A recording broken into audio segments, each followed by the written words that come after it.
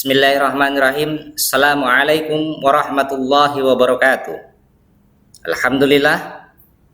Selamat pagi anak-anak. Gimana kabarnya hari ini? Sehat semua? Alhamdulillah. Ya, Bapak berharap dan berdoa mudah-mudahan kalian semua di rumah dalam keadaan sehat walafiat. Alhamdulillah. Insyaallah. Baik, untuk pelajaran fikih di pagi hari ini secara daring atau online, untuk mata pelajaran fikih itu nanti yang akan mengampu adalah Bapak, yaitu Pak Hendro. Sedangkan untuk mata pelajaran SKI itu dialihkan kepada Ibu Susi Lastuti atau Bu Susi panggilannya. Jadi ada sedikit perubahan jadwal pembelajaran dengan yang kemarin. Untuk pertemuan pertama pelajaran fikih di kelas 9 ini, untuk bab 1 hari ini kita akan membahas tentang ikhlasul amal, penyembelihan, kurban, dan akikah. Adapun kompetensi dasar dari bab pertama ini yaitu adalah menerapkan ketentuan penyembelihan binatang. Kemudian indikator yang akan menjadi kunci bisa menguasai kompetensi dasar tersebut. Yang pertama adalah menjelaskan ketentuan tentang menyembelih binatang. Kemudian yang kedua adalah menjelaskan hal-hal yang disunatkan dan dimakruhkan dalam menyembelih binatang. Oke, bab pertama tentang penyembelihan. Jadi untuk di bab 1 ini, penyembelihan binatang, itu ada 3 tema. Yang pertama kita akan membahas tentang penyembelihan binatang, kemudian yang kedua tentang kurban, dan yang ketiga tentang akikah. Adapun masing-masing subbahasan yang akan kita jadikan pelajaran seperti yang tertera di sini. Jadi untuk penyembelihan binatang di pertemuan pertama kita ini itu terdiri atas nantinya kita membahas tentang pengertian penyembelihan, apa itu penyembelihan, hukum dan dalil penyembelihan, rukun penyembelihan, syarat macam-macam, kewajiban, kemudian hal yang sunnah dan makruh dalam penyembelihan, serta bagaimana cara menyembelih binatang. Kemudian yang kedua adalah tentang kurban. Untuk kurban itu yang akan kita bahas di pertemuan berikutnya.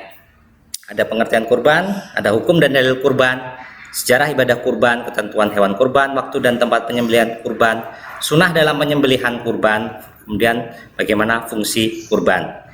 Begitu juga dengan akikah, itu terdiri dengan subbahasan, yaitu bagaimana pengertian akikah itu apa, hukum dan dalil akikah bagaimana sejarah, ketentuan, dan juga amalan sunnah dalam akikah, hikmah akikah apa, dan yang terakhir adalah bagaimana kita bisa mempraktikkan akikah.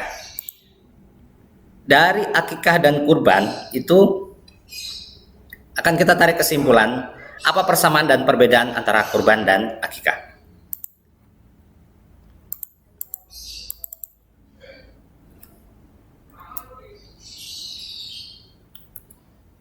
Oke, yang pertama tentang penyembelihan binatang. Penyembelihan binatang, apa itu penyembelihan binatang? Sembelihan dalam bahasa Arab itu disebut al-zakah, yang artinya berarti wangian, halal, lezat, manis, dan sempurna. Sedangkan secara istilah adalah sembelihan itu memutus jalan makan, minum, nafas, dan urat nadi pada leher binatang yang disembelih dengan pisau, pedang, atau alat lain yang tajam sesuai dengan ketentuan syara'. Apa itu hukum syara'? Hukum syara' adalah seperangkat peraturan berdasarkan ketentuan Allah Subhanahu wa taala tentang tingkah laku manusia yang diakui dan diyakini berlaku serta mengikat untuk semua umat Islam. Itu pengertian dari hukum syara'. Tentunya hal ini sudah sering disampaikan ketika kalian dulu di kelas 8, duduk di kelas 8, ataupun ada pengantar di duduk kelas 7. Oke, berikutnya adalah hukum dan dalil penyembelihan. Semua binatang yang dihalalkan oleh Allah Subhanahu wa taala untuk dikonsumsi itu wajib disembelih terlebih dahulu sesuai dengan ketentuan syarat, kecuali dalam hal ini adalah untuk ikan dan belalang. Ikan dan belalang kita tidak mungkin untuk menyembelihnya karena bangkai ikan dan belalang itu pada dasarnya menurut Allah Subhanahu wa taala sesuai dengan nas dalil nakli itu sudah halal bangkainya, jadi tidak perlu disembelih. Selain daripada bangkai ikan dan belalang itu perlu disembelih. Rasulullah Shallallahu Alaihi Wasallam bersabda, "Uhillat lana maitatani wa damani fa ammal maitatani samaku wal jaradu wa ammad damani fattahalu wal kabidu." Yang artinya dihalalkan bagi kita dua macam bangkai, yaitu binatang, dan dua macam darah, yaitu bangkai binatang ikan dan belalang, dan dua darah yang dimaksud di sini ialah hati dan limpa. Hadis riwayat Ad-Daruqutni. Kemudian yang ketiga tentang rukun penyembelihan. Untuk rukun penyembelihan sendiri ada 4 rukun. Yang pertama ada orang yang akan menyembelih. Kemudian yang kedua ada hewan yang disembelih. Yang ketiga tujuan penyembelihan itu apa. Dan yang keempat adalah ada alat untuk menyembelih. Kalian tahu tentunya apa perbedaan rukun dan syarat sah. Untuk rukun, ya, rukun dalam ilmu fikih itu adalah hal-hal yang harus dihadirkan atau hal-hal yang harus ada, kriteria yang harus ada ketika pelaksanaan ibadah tersebut dilaksanakan. Jadi ketika ibadah itu dilaksanakan, ya, ketika ibadah itu dilaksanakan itu ada hal-hal atau kriteria yang harus dipenuhi. Nah, kriteria itulah yang disebut dengan rukun. Berbeda halnya dengan syarat sah penyembelihan. Untuk syarat sah penyembelihan itu adalah hal-hal atau kriteria yang harus dipenuhi sebelum melakukan sebuah kegiatan ta'abudi atau kegiatan yang bersifat ibadah. Jadi syarat-syarat itu adalah syarat sah itu sebelum, sedangkan rukun itu adalah ketika pelaksanaan kegiatan ta'abudi. Untuk syarat sah penyembelihan itu ada 4. Yang pertama adalah untuk kriteria orang yang menyembelih. Untuk orang yang menyembelih itu syarat sah yang pertama dia adalah beragama Islam atau ahli kitab. Kemudian yang kedua berakal sehat, yang ketiga adalah mumayyiz, artinya orangnya yang sudah dapat membedakan mana perkara yang baik dan mana perkara yang buruk, dan bisa membedakan mana yang salah dan mana yang benar. Kemudian untuk binatang yang disembelih itu ada 2 kriteria syarat sahnya. Pertama adalah binatang yang masih hidup, yang kedua adalah binatang yang tersebut adalah binatang yang halal tentunya, baik itu zatnya halal maupun cara memperolehnya itu halal. Jadi kalau ayam yang akan disembelih ataupun kambing, sapi tapi memperolehnya dengan cara yang tidak halal atau mengambil hak orang lain, misalkan merampok, mencuri, itu tidak syah untuk dijadikan penyembelihan. Ya. Jadi memang harus halal, baik itu zatnya, sapi memang halal sapinya itu, tetapi cara memperolehnya nggak halal, dari mencuri misalkan, ya itu tidak bisa dijadikan penyembelihan. Yang ketiga adalah tujuan penyembelihan. Tujuan penyembelihan, niat penyembelihan yang benar ialah penyembelihan binatang dengan tujuan yang diridhoi oleh Allah Subhanahu wa taala. Tujuannya itu diantaranya untuk misalkan dimakan, dikonsumsi sesuai dengan ketentuan-ketentuan syara. Maksud dari ketentuan syara ini apa? Dikonsumsi dalam rangka untuk tidak berlawanan dengan hukum syariat agama Islam. Misalkan jika ada niat penyembelihan untuk hal lain yang berlawanan ini, misalkan untuk sesaji, ya, sesaji arwah nenek moyang ataupun untuk tumbal, maka hasil sembelihannya itu juga tidak boleh dikonsumsi, alias hukumnya haram. Yang keempat, alat menyembelih. Untuk alat penyembelihan itu harus tajam. Ini memang syarat pokok, ya, syarat sah, sehingga memungkinkan bisa mengalirkan darah dan terputusnya apa yang telah disyaratkan. Ijma ulama juga sudah menyatakan bahwa alat penyembelihan itu bisa berasal dari benda apapun yang penting itu tajam, baik itu terbuat dari logam, batu, kaca dan sejenisnya, ya, yang punya sisi tajam dan dapat dipergunakan untuk memotong atau memutus urat-urat leher binatang yang akan disembelih. Kemudian macam-macam penyembelihan.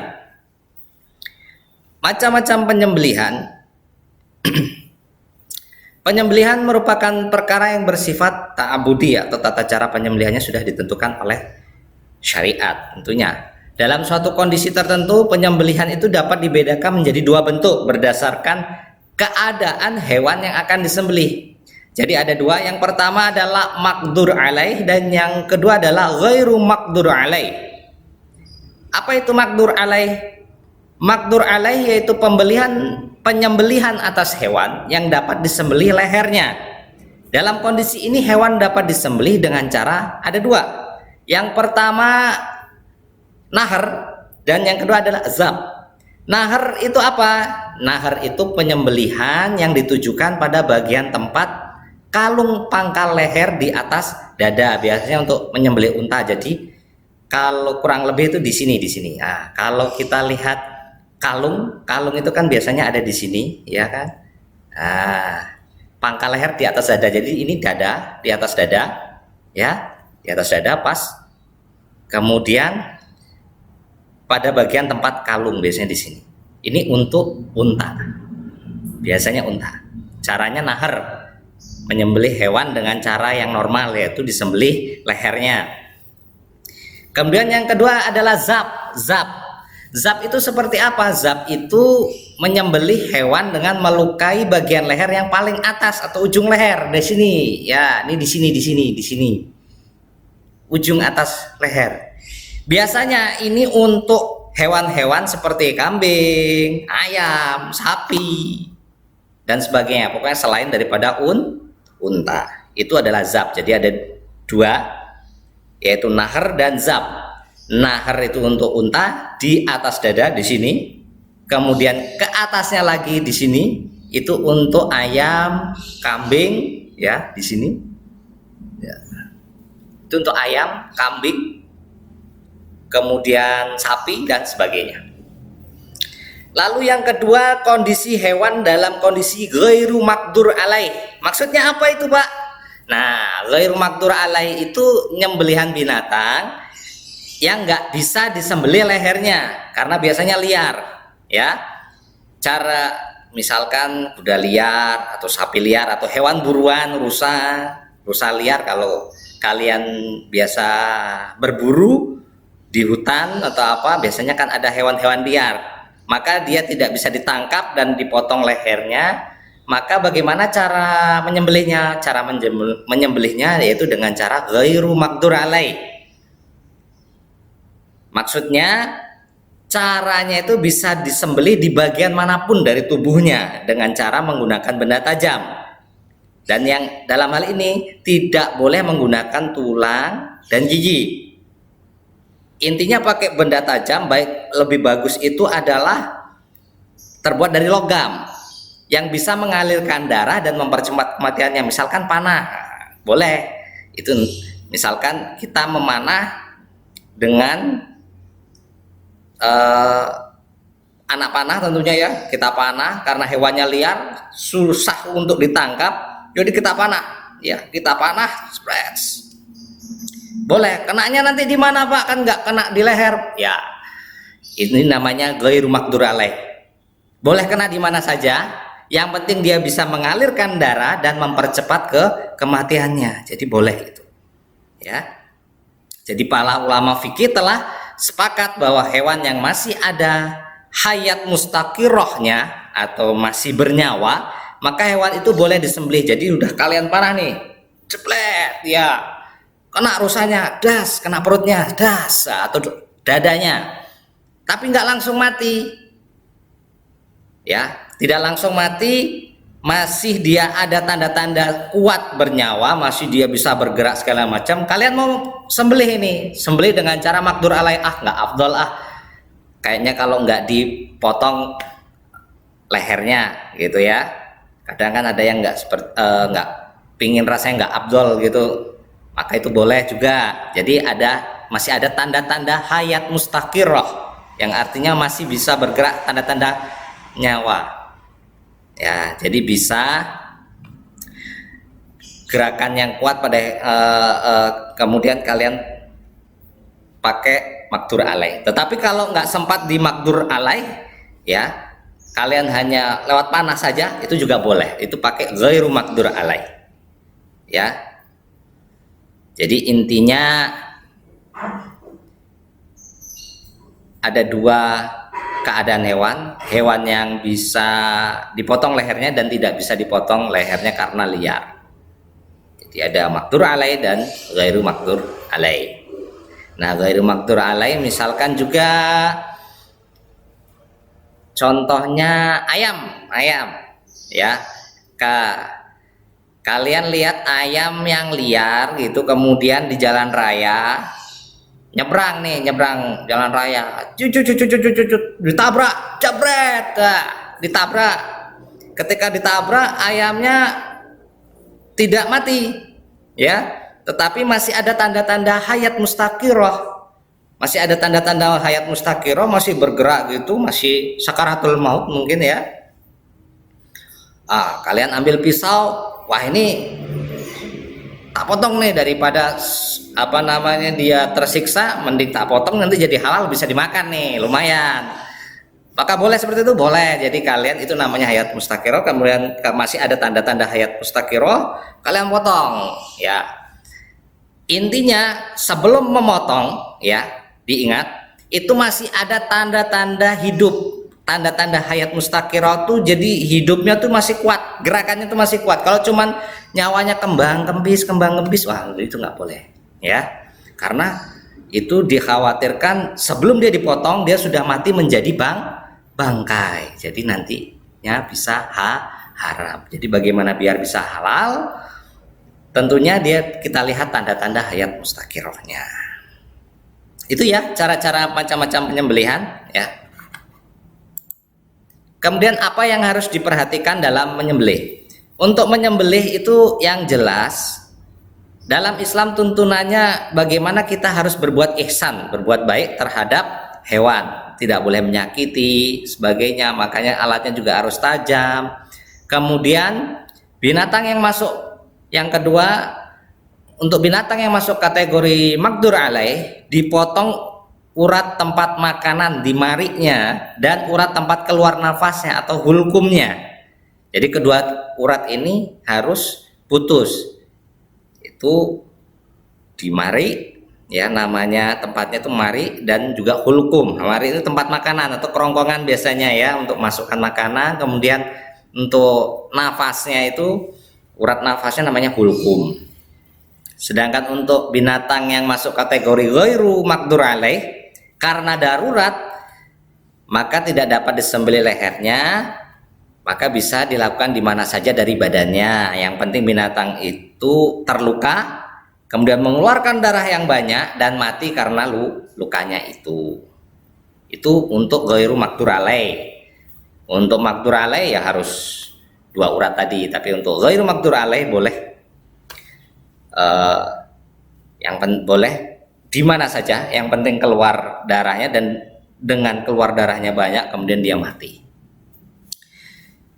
Hal yang harus diperhatikan yang ketiga itu adalah membaringkan hewan di sebelah kiri, kemudian memegang pisau dengan tangan kanan. Kenapa? Karena tangan kanan ini adalah simbol kebaikan, kemudian tangan kanan juga lebih kuat, ya. Kemudian kita tahan kepala hewan untuk memudahkan penyembelihan. Kalian bisa lihat di contoh gambar yang sudah ada ini. Itu salah satu contohnya bagaimana membaringkan hewannya, ya. Ya, seperti itu. Itu di pangkal atas, ya. Berarti ini dengan cara makdur alai, dengan cara zab, ya, zab. Kemudian wajib, apa itu kewajiban penyembelihan? Yang berikutnya, kewajiban penyembelihan itu harus itu tadi, ya, yang sudah Bapak sampaikan, harus dipotong hulkumnya, jalan keluar nafasnya. Kemudian juga yang dipotong ada almari, jalur makanan dan minuman dari leher sampai lambung, almarinya itu. Dan juga harus dipotong al-wajdain, yaitu dua otot yang berada di lipatan leher, biasanya untuk jalannya darah, aliran darah. Nah, untuk hulkum dan mari itu harus dipotong sekaligus dan tidak boleh dengan dua kali pemotongan. Ingat, jadi sekali potong makanya harus tajam itu pisau, seret, ya, harus dipotong, sat, ya. Ketika dipotong itu hulkum dan marinya itu langsung harus putus dua-duanya, ya. Nggak boleh dua kali, nggak boleh seret, seret. Itu dua kali itu. Jadi harus sekali, bismillahirrahmanirrahim, seret, putus. Ya, itu. Ya. Kemudian al-wajdainnya gimana, Pak? Nah, untuk al-wajdain para ulama berbeda pendapat dalam hal ini. Kita tidak akan membahasnya lebih lanjut di sini. Yang jelas sesuai mazhab Syafi'i, yang wajib yaitu adalah yang hulkum dan marinya. Ya, itu yang harus putus. Jadi kalau sampai dua kali pemotongan atau lebih, maksudnya dua kali gerakan, itu hukumnya haram untuk dimakan.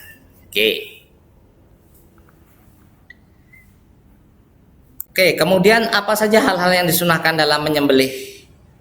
Ada 8. Yang pertama adalah binatang itu harus dihadapkan ke kiblat. Yang kedua, menyembelih pada bagian pangkal leher binatang agar bisa segera putus urat-urat di leher dan kerongkongannya. Kemudian menggunakan alat yang tajam. Yang ketiga, yang keempat, memotong urat-urat yang tadi yang sudah disebutkan pada slide sebelumnya, sudah saya jelaskan. Kemudian binatang yang disembelih itu digulingkan sebelah kiri, sama seperti yang sudah saya sampaikan tadi. Mengapa begitu? Agar mudah bagi orang yang akan menyembelih. Kemudian sunnah berikutnya itu membaca basmalah, bismillah. Jadi membaca basmalah itu termasuk sunnah ternyata, ya. Kemudian membaca sholawat Nabi juga sunnah. Yang terakhir adalah mempercepat proses penyembelihan agar binatang itu tidak tersiksa. Ini hal-hal yang sunahkan. Kemudian yang makruhnya ada 4. Pertama, menyembelih dengan tumpul. Yang kedua, pas nyembelih kita pukul binatangnya, tung, nah itu nggak boleh.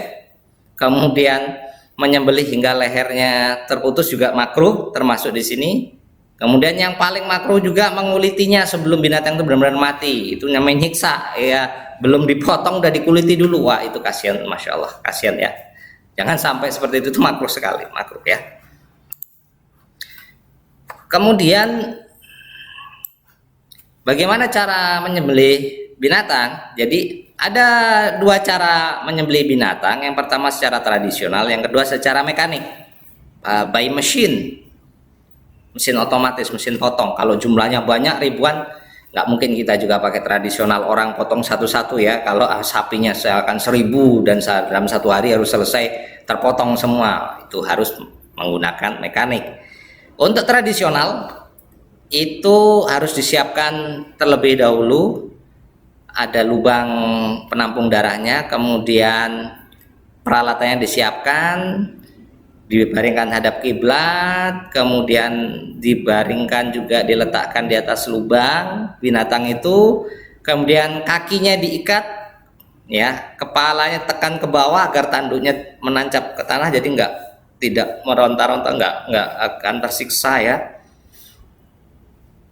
Kemudian mengucap basmalah.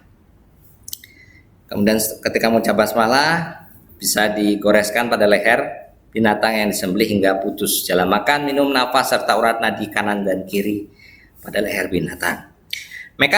Secara mekanik itu caranya mempersiapkan peralatan terlebih dahulu, kemudian masukkan hewan dalam ruangan yang pakai gas gitu, kemudian dipingsankan dulu semua, lalu dengan mengucapkan bismillah, binatang itu disembelih dengan alat penyembelihan yang sudah disiapkan sebelumnya. Biasanya alatnya kayak roda gitu, bisa berputar, dicantol, jadi tinggal potong otomatis seperti itu. Dan untuk penyembelihan binatang dengan cara alat mekanik itu boleh dan halal baginya, yang penting memenuhi persyaratan dalam penyembelihan.